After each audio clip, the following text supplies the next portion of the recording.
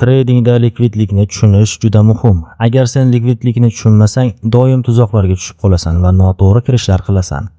Likvidlik bu aslida treyderlar uchun tuzoq. IDM konsepti, ya'ni inducement, ham likvidlikning bir turi hisoblanadi. Likvidlik bu bozorning yoqilg'isi. Harakat qilish uchun bozorga likvidlik kerak.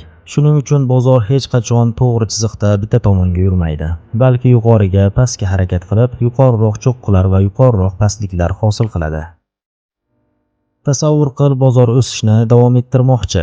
Agar narx to'xtamasdan faqat yuqoriga ketsa, hech kim sotmaydi va bozorda harakat uchun yoqilg'i bo'lmaydi.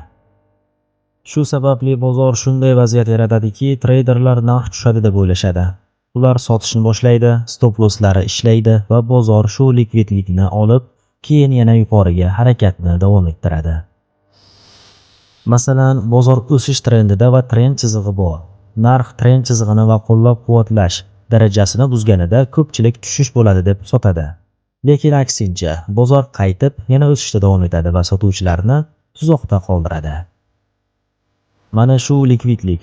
Likvidlikning ko'plab turlari bor. Diapazon likvidligi, support va resistance darajalari likvidligi, trend chiziqlari likvidligi va boshqalar. Agar sen tradingni o'rganmoqchi bo'lsang, lekin qayerdan boshlashni bilmasang, profildagi link orqali o'rganishing mumkin.